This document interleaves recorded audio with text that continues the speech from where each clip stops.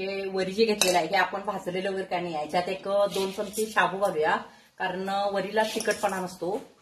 त्यामुळे एक 2 चमचे, मोठे 2 चमचे तुम्ही शाबू घातला तरी चालेल, म्हणजे थोडासा त्याला चिकटपणा येतो. चला मी आता बारीक करते. हे का या ठिकाणी आपलं हे बॅटर म्हणजे मिश्रण तयार झालेलं आहे. याच्यामध्ये मी 2 बटाटे घातले, शिजवलेले नाहीत, कच्चे साल काढून बारीक करून घातलेत. शाबू घातलेत ते 1, 2, 3 चमचे आणि वरी. याला काय मोजमाप नसतं, तुम्ही फक्त थोडासा शाबू घाला, कारण वरीला चिकटपणा नसतो. त्यामुळे इडली ज्या वेळेला तुम्ही हे करताय त्यावेळेला ते म्हणजे फुगणार वगैरे व्यवस्थित नाही, किंवा लगेच असं भुसभुशीत होणार. त्यासाठी तुम्हाला थोडेसे शाबू घालावे लागणार. आता या ठिकाणी यामध्ये चवीप्रमाणे मीठ घालायचं. चवीप्रमाणे मीठ घाला.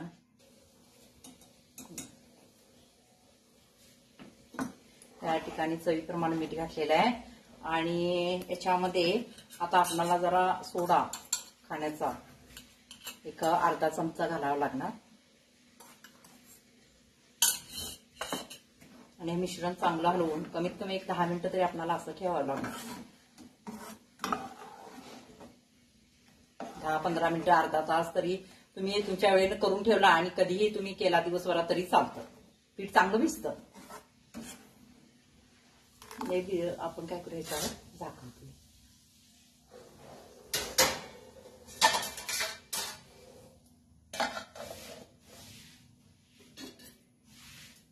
एक 10 मिनिटांनी बघूया. हे पहा, या ठिकाणी मिश्रण आपलं भिजलेलं आहे. 10-15 मिनिटं झालेले आहेत. आता मी इडली पात्राला तेल लावून घेतलेलं आहे. आता आपण इडली पात्र गरम करायला ठेवूया.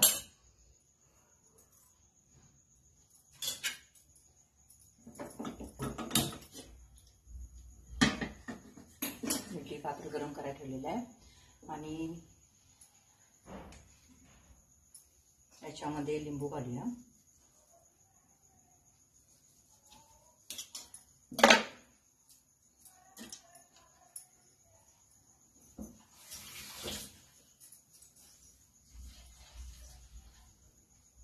आणि पाण्याला थोडी उकळी आल्यानंतर आपण याच्यामध्ये बॅटर घालून याच्यामध्ये ठेवायचं.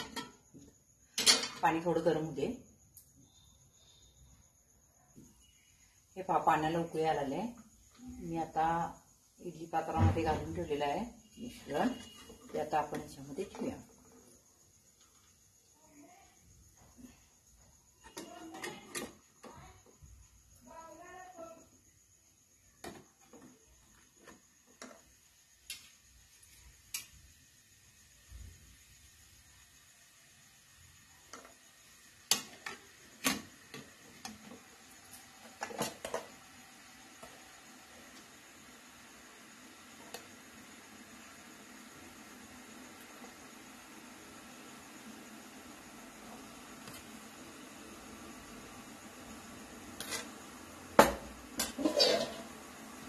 दहा मिनिटांना बघूया.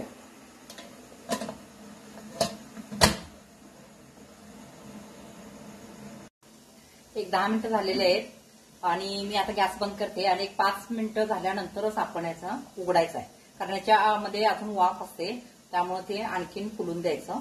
आणि मी आता गॅस बंद करते आणि एक 5 मिनिटांना मग आपण उघडायचं. चला बघूया. वाव, इडली आपली किती फुगलेली आहे. हे काढून ठेवायचं आणि गार झाल्यानंतरच मगच इडली काढायची, नाहीतर काय होते मग इडली तुटते. आता ही गार झाल्यानंतर आपण काढायची. आता गार करायला ठेवूया सगळे आपण. हे असं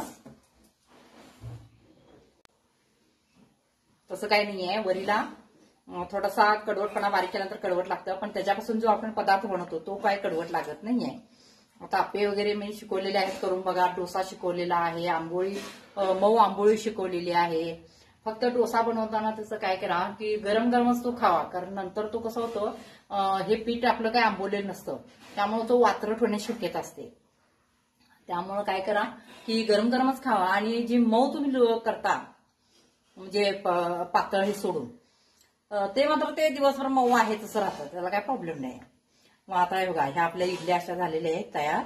आणि याच्यावर आता चटणी करायची आहे. मी आप्पेची रेसिपी टाकले त्याच्यामध्ये शिकवलेले आहे, त्याच्यामध्ये तुम्ही बघू शकता. भाजलेले शेंगदाणे, खोबरं आणि मिरची फक्त त्याच्यामध्ये भाजून घाला किंवा तेलाचा तडका जे देतात त्याच्यातून ते घाला. कारण तुम्ही जर हिरवी मिरची कच्ची तशीच टाकला तर त्याचा जो हिरवटपणा आहे तो खाताना जाणवतो. चला तर मग आपली रेसिपी आता इथे झालेली आहे. तुम्हाला जर माझी रेसिपी आवडते तर सबस्क्राईब करा, लाईक करा. आणि असेच उपासाचे मी आता सगळे पदार्थ घेऊन येणार आहे. ओके, धन्यवाद. हे पहा, सगळ्या इडल्या मी असं काढलेल्या आहेत. आता त्यातली एक इडली तुम्हाला मऊ सुद्धा झालेली आहे. खायला पण खूप छान लागतात. आणखीन एक तुम्हाला सांगायचं होतं की ज्यावेळेला तुम्ही वरी बारीक करता त्यावेळेला काय होतं की थोडंसं मिश्रण ते कडवट लागतं. तुम्ही म्हणजे मीठ चेक करताना बघितल्यानंतर मग तुम्हाला काय वाटतं की वरी खराब आहे.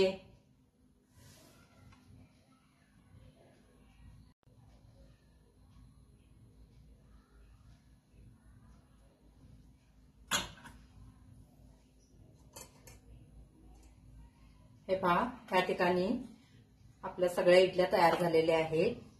एक इडली मी तुम्हाला मोडून दाखवते. हे पहा, खूप खुसखुशीत छान झाले. आता बघा, काही वेळेला कसं असतं की ज्या वेळेला वरी आपण बारीक करतो आणि मीठ घालण्यासाठी टेस्ट करतो त्यावेळेला थोडंसं कडवट लागतं पीठ ते. तुम्हाला काही वेळेला काय वाटतं की वरी खराब असेल, पातळी असेल म्हणून ती कडवट लागते. नाहीये, त्याच्यापासून बनवलेले सगळे पदार्थ चांगले लागतात. तर ही इडली वगैरे सगळं आप्पे वगैरे जे आपण आंबोळी, डोसा सगळे जे बनवतो ते एक नंबर लागतं चवीला. त्यामुळे ते थोडंसं कडवट लागलं की तुम्हाला काय वाटणार ते पीठ खराब झालेलं आहे. नाही आहे, ते लागतंच कडवट, पण नंतर चांगलं लागतं. ही आता आपल्या सगळ्या इडल्या अशा उपासाच्या तयार झालेल्या आहेत. आता याच्याबरोबर मी चटणी सुद्धा केलेली आहे. आणि ही चटणी कशी करायची ही रेसिपी सुद्धा मी आपलं आप्पेची रेसिपी आहे त्याच्यामध्ये टाकलेली आहे. आता आपली इडली पण तयार आहे, चटणी पण तयार आहे.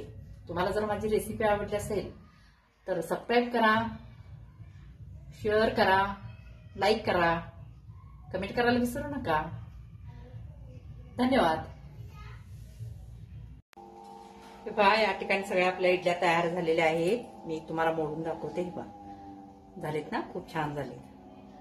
खायला पण खूप छान लागतात. तुम्हाला जर माझा व्हिडिओ आवडला असेल तर सबस्क्राईब करा, लाईक करा, शेअर करा, कमेंट करायला विसरू नका. धन्यवाद.